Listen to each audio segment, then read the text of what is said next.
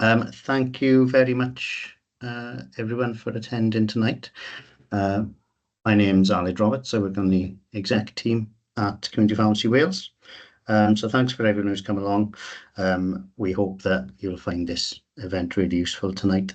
We're very glad to welcome colleagues from DHCW who've been kind enough to attend and aim to share their knowledge with you on electronic prescribing and on the NHS Wales app.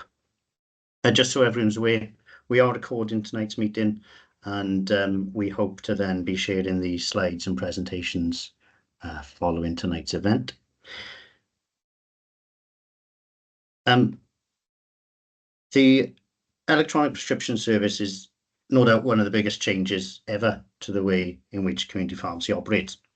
And the NHS Wales app is a massive leap forward in the way patients access and manage their health data. And so naturally, as both work streams have progressed, pharmacy contractors and their teams have had a lot of questions about them, which we have fielded at CPW, and colleagues at DHCW have also fielded as well. So we thought it would be best for us to bring you the advice of the experts, of the people who are leading these programs at DHCW. And tonight we want this event to focus solely on those two work streams. Just want to bring to your attention first that CPW do maintain a page on our website which is dedicated to EPS and the NHS Wales app, where we try and host as much information as possible that's relevant, and we link to a lot of the DHCW resources on both topics there as well. So if you haven't seen that, that's worth checking out. But tonight you'll be hearing presentations, as I said, from the experts in these fields, from the leaders of the teams themselves. And of course, you'll have the chance to ask some questions after as well.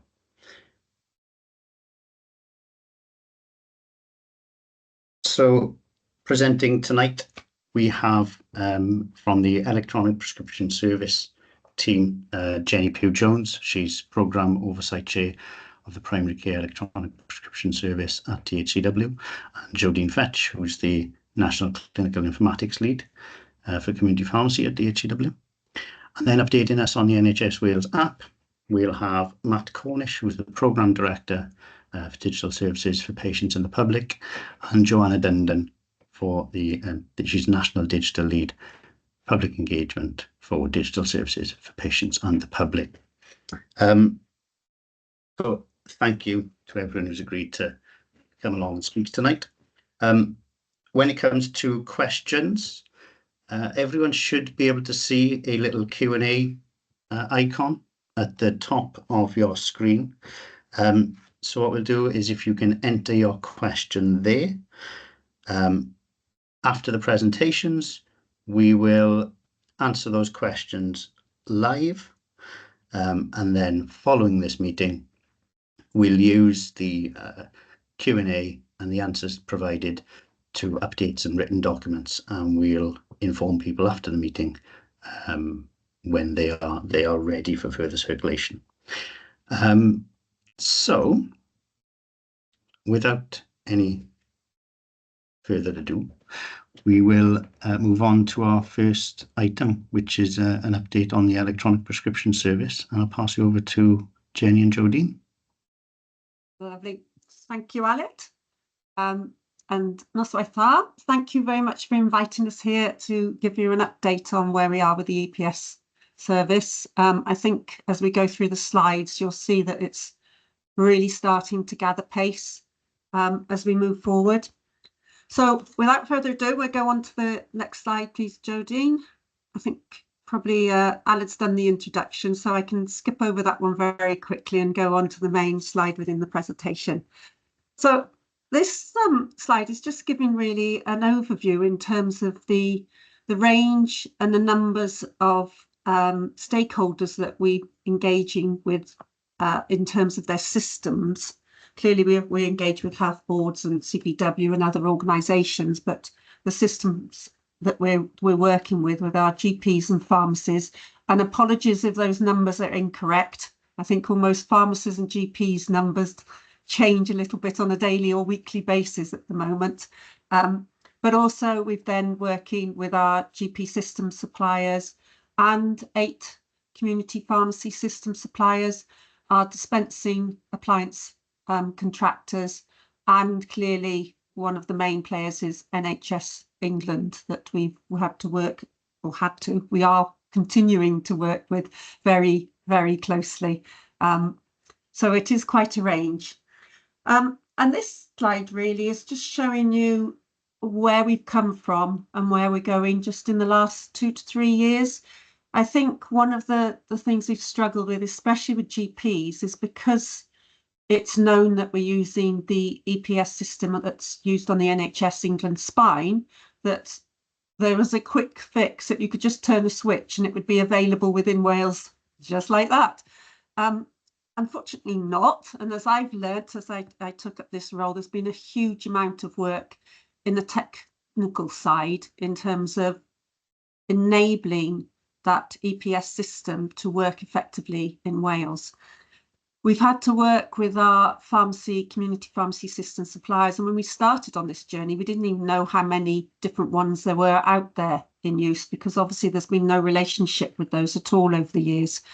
But we've brought them on board. We had to find a way to work with them, because while some of them are mainly based in Wales, a number of those suppliers are actually quite large UK-wide and even international companies, and therefore Wales was a tiny piece in their jigsaw. So we've had to work very closely with them, and we set up something called the Community Pharmacy Supplier Innovation Fund, which is a bit of a mouthful, but basically that fund was put in place with the Life Sciences Hub in Wales to provide a level of incentive to those suppliers to work with us in a timely way to ensure that their developments took place and we could get EPS working across Wales within a reasonable timescale. So, as I'm sure you're all aware, we launched now just under a year ago in November 23 up in Hull in North Wales. And since then, we had our first pharmacy supplier accredited later then in April. Our second one followed very quickly in May. And actually, we've had our third and fourth already assured for use within Wales over the summer months.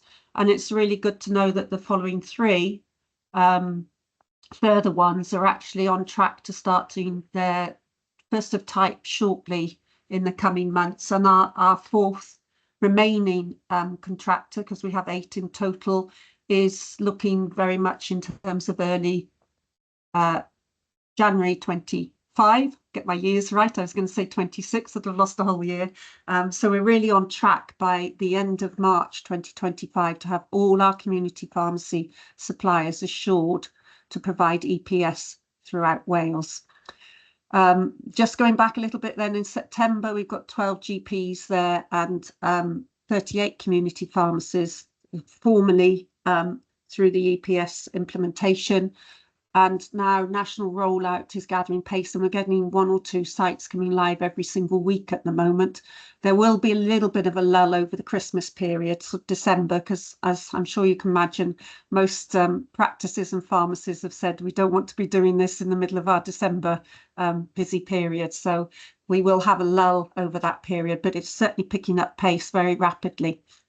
So, next slide.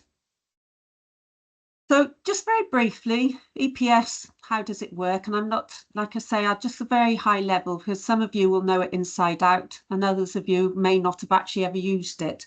So just really briefly, the start of the journey is that the GP or the prescriber will use a smart card with a PIN, which is like your credit card with your PIN number, allocated to that individual to access the NHS spine. Electronic prescription is sent up to the spine, and then a nominated pharmacy or the dispensing practice that's logged onto the EPS, again with their own smart card and PIN, will be able to draw that prescription down into their patient medication record.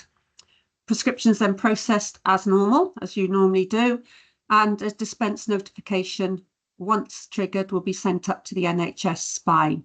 And then secondly, a claim is then sent up to the NHS spine, and really importantly for community pharmacy, along to shared services for processing to make sure that they receive that payment. Next slide. This really is just showing you that it is here. As I say, we launched over in Rill in November 23 with our first prescription that was generated, authorised, downloaded and dispensed. And it all went successfully, and we're moving forward at pace. We've now 16 GP practices and 63 community pharmacies. And actually, I think I checked this morning, and we've actually done over 200,000 items dispensed via EPS. So it's really rapidly gaining momentum as we move forward and more practices and pharmacies come on board.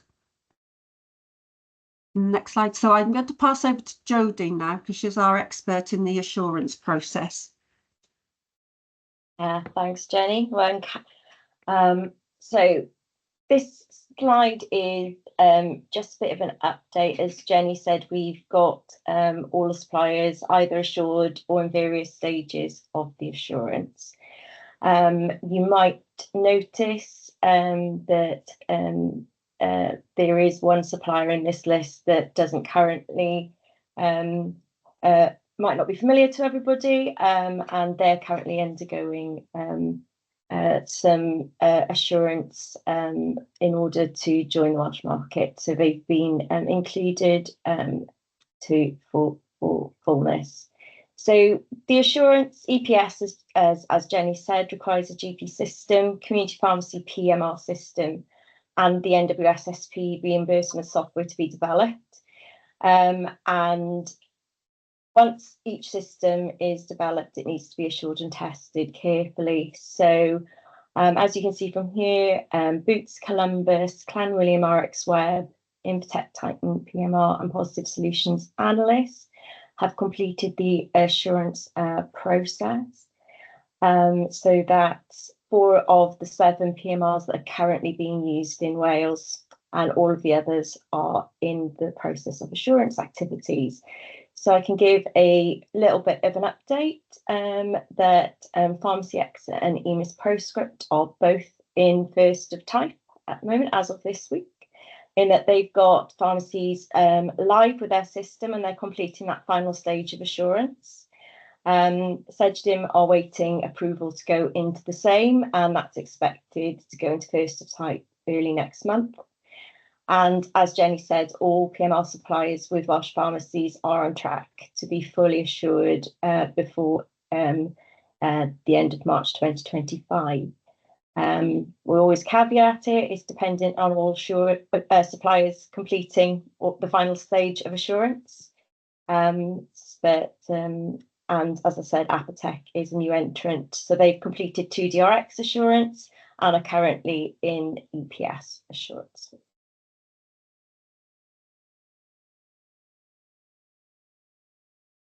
So regarding implementation, there is a phased approach to rollout, which we have shared in previous meetings. We have done a lot of learning and improving through the initial stages. We're working on a collaborative approach with the local health boards to ensure equity across Wales throughout the rollout, whilst maximising the number of patients using EPS. So the DHCW EPS SharePoint site implementation page actually shows the details of the GP surgeries and pharmacies who already are using EPS. And Alid, as Alid said, there is a link to that on the CPW website. This page is updated regularly, and you'll be able to see when it was last updated. It also includes GP practices that have been contacted to arrange go-live dates, currently to March 2025. So you can have a look at that as well if you wish to. So as I said, the implementation order is a data-led approach, taking into consideration to date the suitability placed on the pharmacy system suppliers, readiness, and the local pharmacy connections.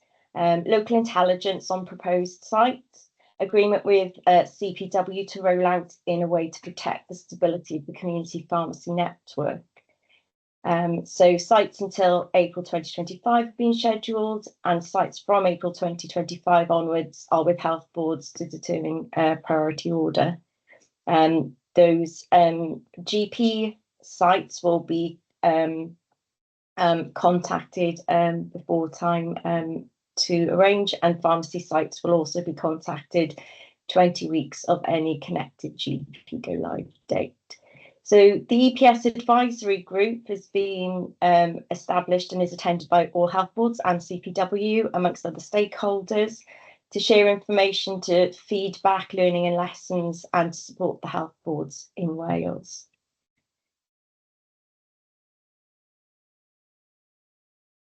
So some of the bits I guess you're all asking questions about is, when will I go live? What do I need to do? And we'll answer any questions at the end, but to give a brief overview and hopefully answer some of those up front. As we said, that implementation, the GPs that are go live, if you're a pharmacy connected to that GP, you will be contacted 20 weeks ahead of that surgery going live. And so the process for that then will be that you will be provided a readiness checklist at this point, and that readiness checklist provides detail on the activities that are required to go live. And we also have the supporting material on the intranet. You can also go live independently prior to this if you choose, and you can get that same readiness checklist via your system supplier if that is what you would choose to do. So we're currently updating the readiness checklist. Just if we all jump and grab it from your system supplier. I mean, if you want to, that's absolutely fine. But we are, based on feedback to date, and there have been some people who have gone independently, we're putting some extra supportive information in order to provide some additional guidance to pharmacies, whether in the kind of rollout plans, or whether that is because you choose to go live beforehand. So some of the things that you could do now, even if you're not looking to get the readiness checklist, really important, complete your IG toolkit to the minimum standard.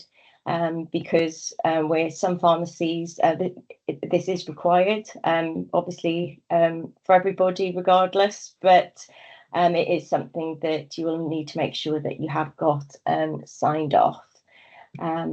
You can decide if you want to wait for your connected surgery to go live. You can consider if you want to go live sooner. You can check the SharePoint site and talk to your local GPs if they're scheduled. You know, in plenty of time if you wish to do that. You can talk to your PMR supplier if you're interested in going live sooner than scheduled. And the health board advisory group representatives and of course CPW might be able to provide you with some further updates. So for a smooth go live, pharmacies are encouraged to go live with EPS a number of weeks before the GPs, to allow nominations to be entered into their PMR system. So obviously when your GP goes live, if you've got patient nominations there, you can start receiving those electronic prescriptions. So nominations can also be collected on paper prior to a pharmacy being live with EPS from 12 weeks prior to the GP going live.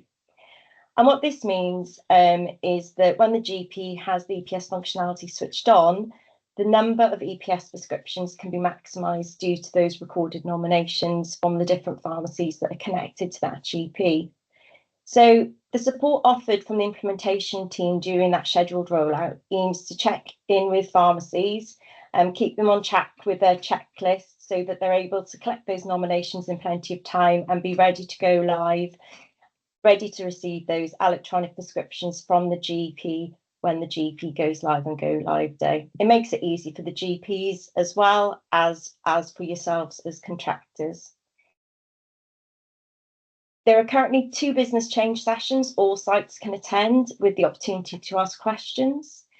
Pharmacies in the rollout schedule will be given those dates by the implementation team. If you do want to go live outside of that, you can just, because the dates are shifting around a little bit, we haven't got them published as such at this point, but you can request the up and coming meeting times by emailing the PC EPS mailbox. Support for smart card activities. So everyone needs smart cards, and you'll need to get those from NWSSP. And support from how to use your EPS in your PMR system. That will be supported by the pharmacy system suppliers, who will provide that training on how EPS works within your own pharmacy system. There are also supported materials, as I've said before, on the SharePoint site. There's an EPS user handbook, FAQs, some support videos, and also currently in development, following feedback from contractors. And there is additional materials such as a pre-recorded introduction to EPS that you can share with staff when you start readiness activities, and some more bite-sized videos on some of the information that's also shared within the current business change sessions, and also a quick guide to EPS, which is a kind of a brief overview, a nice easy kind of summary to kind of familiarise yourselves with some of the terms, which is based off the larger EPS user handbook, which you can then delve into the detail if that's what you wish. And we've got the link there. And I know we're taking questions at the end, but I'll pause there for a minute in case anybody wants to try and zap that from their screen before I stop sharing and hand over back to Alid. Thanks, Alid. Thank you very much, both. That's really good. I'll give people a couple more seconds to snap that. Right. Thank you very much for that update. We'll now hand over to Matt and Joanna, who will cover the NHS Wales app. Thank you, Alid. Nos Wafar. Good evening, everybody. Matt Cornish, Programme Director for Digital Services for Patients in the Public Programme. I'll put my diary up, but I'll put the presentation up for this evening. Just share it for you. Okay, hopefully you can see that now. So we're going to provide an update on the NHS Wales app and our future plans. We'll talk a bit about the programme phases, where we are, some core features and where we are in terms of adoption, what's coming soon, just over the hill, and then a bit on our future roadmap and what we're seeking to do in terms of extend the NHS Wales app, and then plenty of time for questions. So I'll deal with the first part. The NHS Wales app, well, importantly, you'll note that it's clearly available in English language, but it's also available in Welsh language and responds to the preferences of patients and the public. The app is clearly available as a native app itself, but it's also available as a website version and available via respective app and Google Play stores. Hopefully many of you will have seen it and seen what we're providing currently and understand what our future plans will be. We've been running as a programme for about 3 years now. In the first year, we focused on effectively taking that code base, which was pivotal and behind the NHS app in England, worked with a development partner, and were able to deploy it for testing in our private beta phase, which we carried out in, October, November of 2022. And we learned about the app, the core functionality, but also about how we would deploy it, and spent most of last year iteratively deploying it to GP practices across Wales, so that by March of this year, the app had been adopted by all GP practices. But that wasn't it. We've also been focused in future in terms of how we can expand what the NHS Wales app is able to do, not just in the primary care and GMS setting, but what it can do to support health and care more widely. So that's the kind of plan. And expansion is the name of the game from here on. Of course, the app itself is a window. It's a window on health and care services. We don't hold anything within the NHS Wales app itself. We receive data and information from clinical systems, but we also want to receive it from patients and the public about their own health and care choices, because that's really, really important to them, and it's important to the way that we'd all want to provide care. And so in providing data and providing information, there's a danger that information is wrong, but it provides a means for us being able to recognise that it's wrong and to be able to correct it. So we see the NHS Wales app as a good thing from that perspective. This is a busy slide, so I'll talk about it in parts. Now that you'll be aware that the core features of the app focus on that functionality which we inherited from England, ability to be able to book and cancel appointments, the ability to be able to order repeat prescriptions and access the summary healthcare record.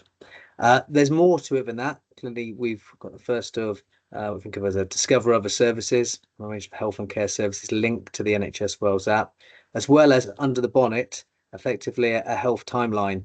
And so that provides a means for which health events can be shown, both events from the system, but also events which patients are going to be able to add themselves, as well as a health journal. Now, I talked about the progress of GP practices. Clearly all GP practices in Wales have got the opportunity to use the NHS Wales app. As things stand, 270,000 independent users, independent patients across Wales have used it. And we see, regular activity, 90,000 plus prescriptions ordered by the app each month. And we can equate some of those benefits to that activity. And that's what we do for other features as well.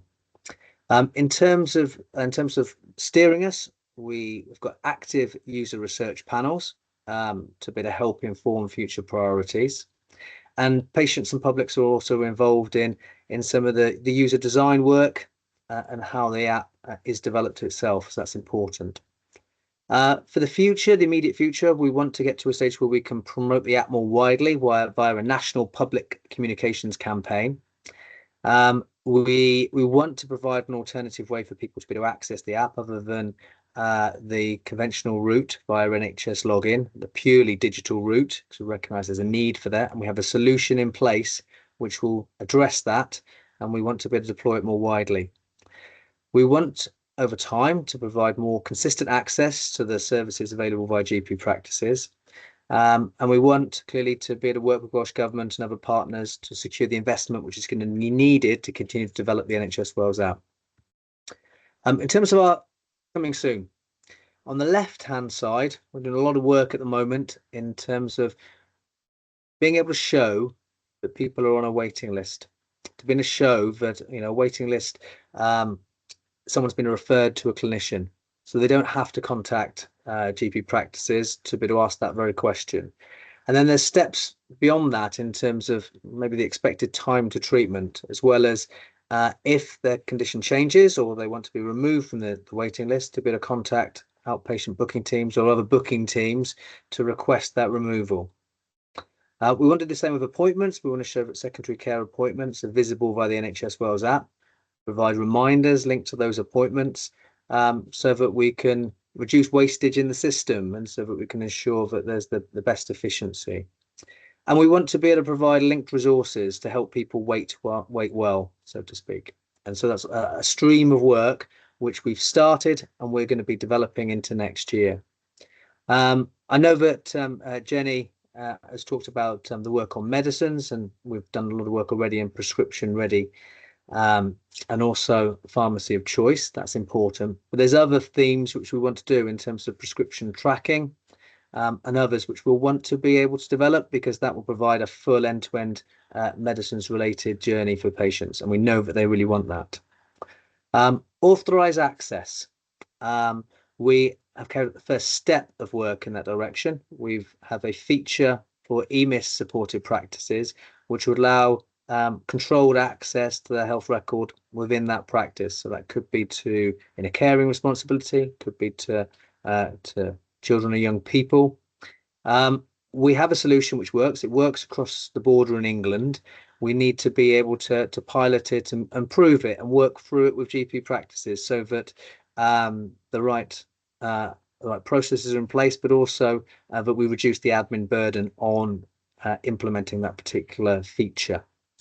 I've talked about the want to be able to develop accredited app, some resources. linked to our NHS Wales app. We're intent on having the first version of that ready by March.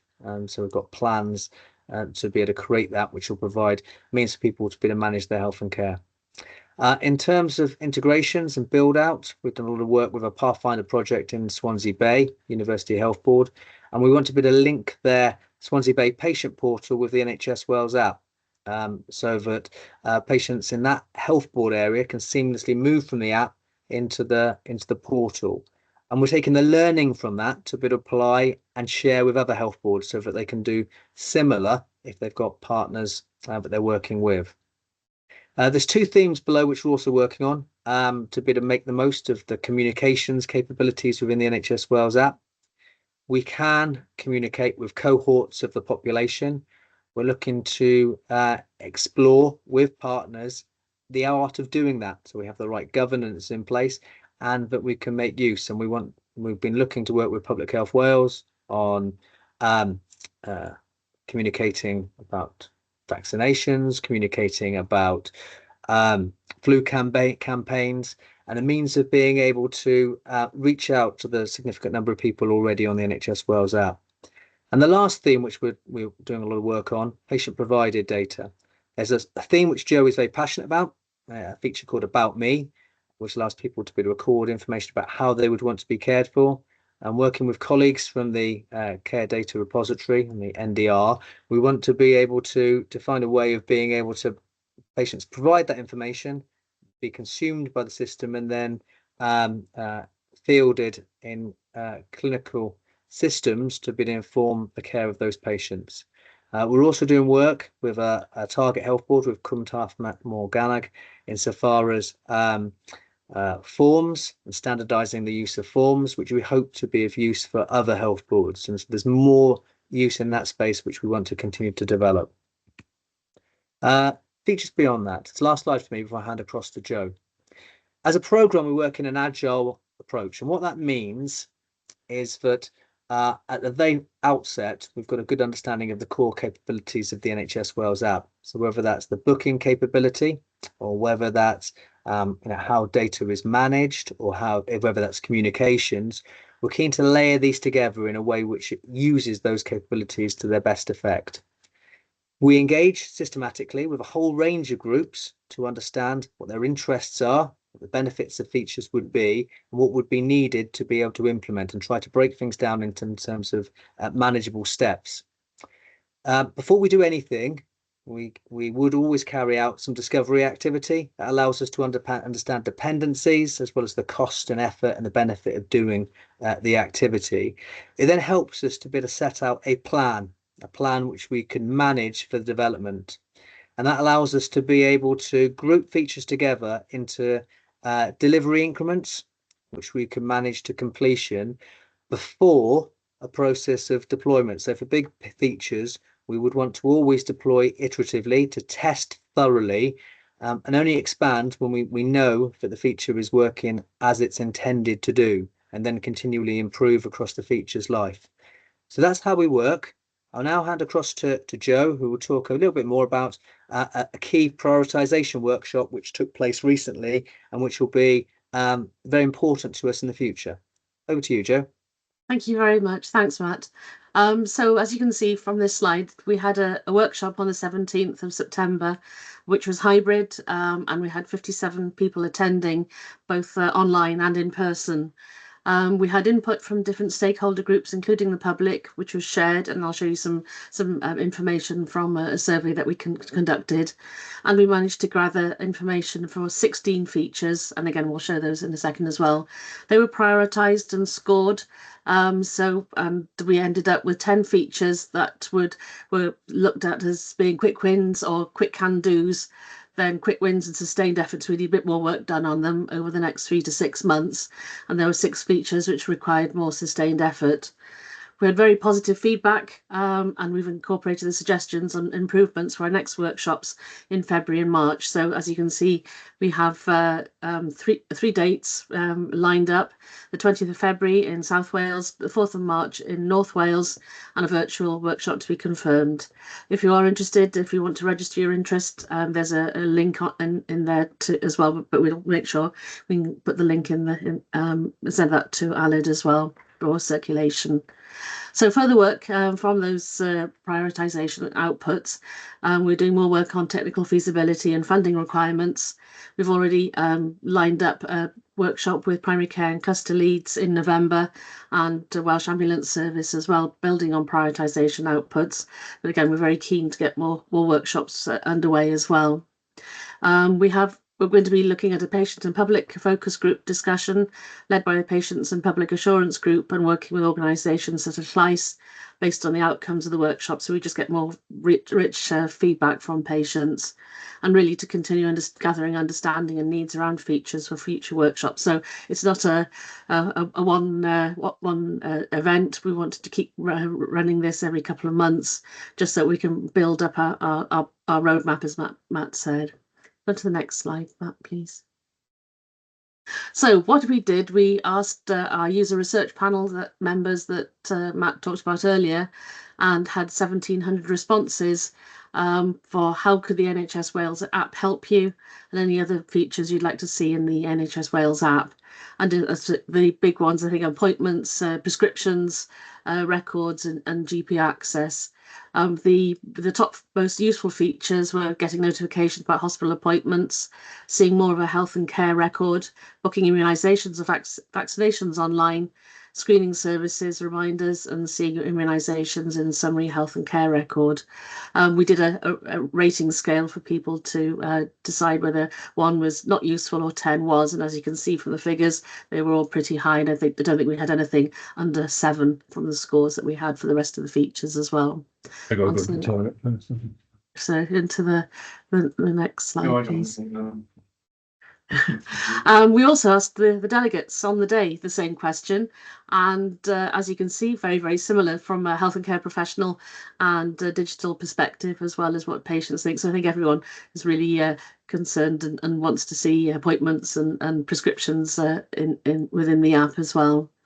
We did also ask how many downloaded the app as well. So on to the next slide, please, Matt. So these are on the next two slides, just gives you a breakdown of how we worked out how we could get 57 people talking about all of these features. As you can imagine, we had a morning to do all of this, so there was a lot of work talking about what was most important. We broke them down into access and condition specific, and some of the ones that we thought were of interest to you today in particular was the authorised access and immunisation vaccination services. And then on the next slide, Matt, we had the digital medicines. So we had a really good discussion about the digital medicines. I think Matt has already alluded to some of them, that we were talking about digital prescriptions, prescription status tracking, I think are the sort of the quick wins. And the shared medicines record integration and over-the-counter medicines, as well as prescription ordering reminders and medicine reminders as well. We did also have a request from the National 6 Goals about broadcast messaging for emergency prescriptions. However, I think that really does link in really closely with the electronic prescription service as well. On to the next slide. Some of the other features that we asked people to list any that they thought we should be considering in future, and a lot of them on here are probably the biggest one was blood test results. I think a lot of people wanted to see that. Care navigation has come up, signposting, and care plans as well. So there's a lot of things that we can keep adding to our list, but these were probably the key ones for us as well. And I'll hand back over now back to Matt. Thanks, Joe. So this is the kind of last slide. And what I wanted to highlight is our programme priorities. So clearly we want to be ensure that the app is accessible to the public and linked to the national campaign. That's going to be important to us.